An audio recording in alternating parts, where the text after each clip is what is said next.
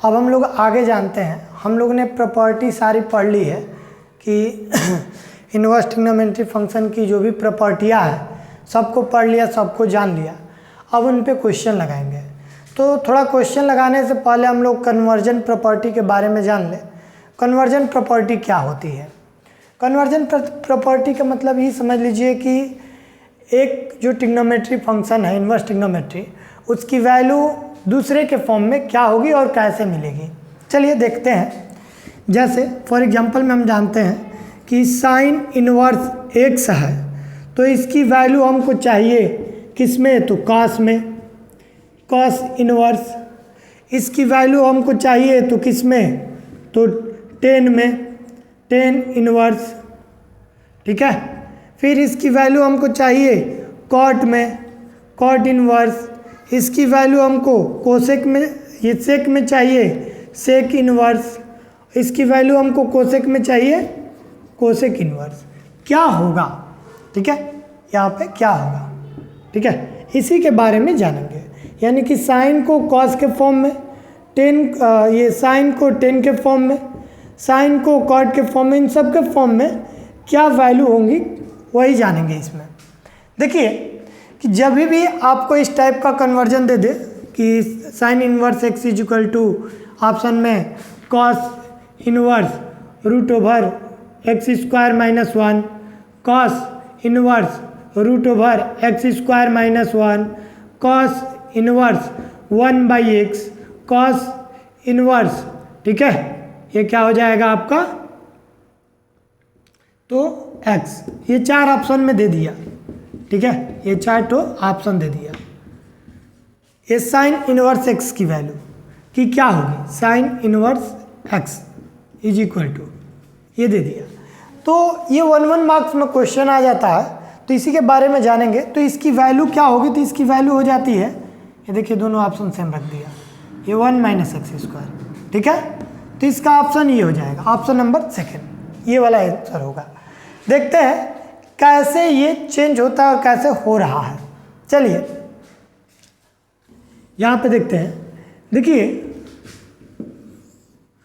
तो जब भी आपको इस टाइप का दे दे साइन इनवर्स एक्स, ठीक है, तो ये जो एक्स है जो एंगल के फॉर्म में यहाँ पे है, इसके नीचे कुछ नहीं है तो एक है। हाँ, अब आप जानते हैं कि साइन में जो नोमिनेटर होता है, जो अंश होता है, वो आपका परपेंडिकुलर, ठीक है, यानी कि लंब, क्या चीज़? लंब। और नीचे वाला जो होता है वो हाइपोटेनस, यानी कि कर्व। ठीक है, ये होता है। तो आप क्या करेंगे? आप जानते हैं कि ट्रिग्नोमेट्री रेशियो की वैल्यू निकालने के लिए ट्रायंगल के तीनों साइड आपको पता होना चाहिए। अगर ट्रायंगल के तीनों साइड आपके पास हो तो आप किसी भी ट्रिग्नोमेट्री रेशियो की वैल्यू निकालेंगे। तो हम वही काम करेंगे कि जब भी दे दिया जाए तो इसके थ्रू हम लोग देखेंगे कि कौन से दो रेशियो जो है दिए हैं, और कौन से दो साइड जो है वो दिए हैं और कौन सा जो साइड है वो निकालना है। जैसे इसमें ऊपर P यानी कि परपेंडिकुलर यानी कि लंब आपका दिया हुआ है, और ये नीचे H यानी कि हाइपोटेनस यानी कि कर्व आपका दिया हुआ है। तो आपके पास नहीं है तो बेस यानी कि आधार। ठीक है, तो इसका फॉर्मूला हो जाता है root over h square minus p square, यानी कि रूट ओवर कर्व का वर्ग माइनस लंब का वर्ग। तो इसकी वैल्यू जो हो जाती है वो एच की वैल्यू क्या यहाँ पे हो गई? 1 स्क्वायर माइनस पी की, तो पी की वैल्यू आपका एक्स हो गया, एक्स स्क्वायर यानी कि root over 1 minus x square. तो ये मिल गया आपको बेस यानी कि आधार। ठीक है, अब आप ये तीनों साइड्स मिल गए आपको परपेंडिकुलर, हाइपोटेनस, बेस यानी कि लंब, कर्व और आधार तीनों मिल गया। तो उसके बाद आप जिसको चाहे इसमें से ज्ञात कर सकते हैं, निकाल सकते हैं। कैसे? देखिए जैसे कोसेक में हमको चाहिए, तो कोसेक का क्या होता है? तो h बाई पी होता है ना। Cosec theta is equal to hypotenuse by perpendicular यानी कि कर्व बटा लंब। तो ये चाहिए, तो h की वैल्यू क्या हो गया है यहाँ पे 1, और p की वैल्यू x। तो जो कोसेक की वैल्यू हुआ ये क्या मिल गया, कोसेक इनवर्स 1/x। साइन की वैल्यू कोसेक के फॉर्म में इस तरीके से मिल गया। उसी तरीके से कॉस में अगर चाहिए तो कॉस में क्या होता है, तो हो जाता है b/h, यानी कि बेस बाई हाइपोटेनस, यानी कि आधार बटा कर्ण। तो ये जो मिल गया, अब यहाँ से देखिए अभी हम लोग b को निकाल लिया, √1 - x², ठीक है, बाई, अब ये जो h हुआ, h की वैल्यू क्या है, 1 है, तो यानी कि ये कितना हो गया, कॉस इनवर्स √1 - x², ठीक है। अब tan की वैल्यू चाहिए तो tan = क्या हो जाता है, तो p/b, यानी कि परपेंडिकुलर बाई बेस, यानी कि क्या चीज़, लंब बटा आधार। तो ये जो लंब है, ये जो परपेंडिकुलर है, इसकी वैल्यू है x, और आधार की वैल्यू तो निकाल ही लिए, √1 - x²। तो जो tan में वैल्यू आ जाता है tan इनवर्स x/√1 - x², ये किसकी वैल्यू हो जाती है, साइन इनवर्स x की वैल्यू tan के फॉर्म में।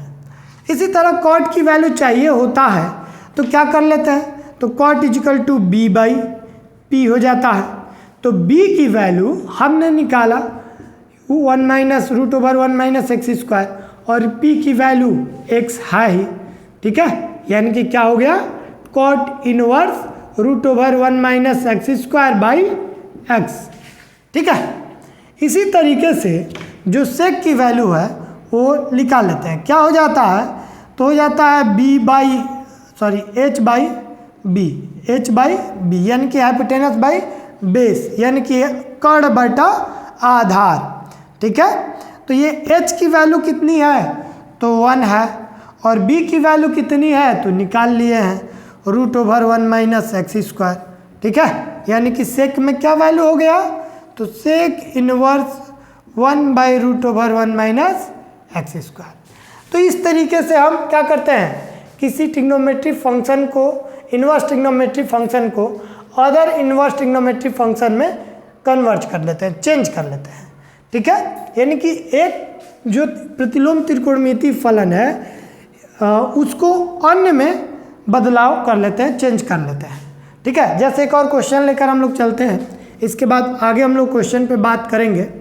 जैसे क्वेश्चन मैंने ले लिया कि कॉस इनवर्स, ठीक है, इस पे एग्जांपल ले लेता हूँ, कॉस इनवर्स 1/x या 1/2, ठीक है, ये दे दिया 1/2, ठीक है, और बोल रहा है कि इसको चेंज कीजिए आप किस में, तो सेक इनवर्स में, यहाँ पे सेक इनवर्स, या फिर दे दिया कि tan इनवर्स में आप क्या कीजिए, चेंज कीजिए यहाँ पे ऐसे।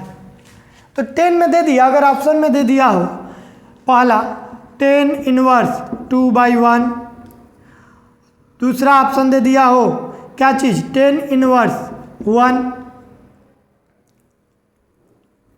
तीसरा दे दिया हो आपका ऑप्शन में क्या चीज़,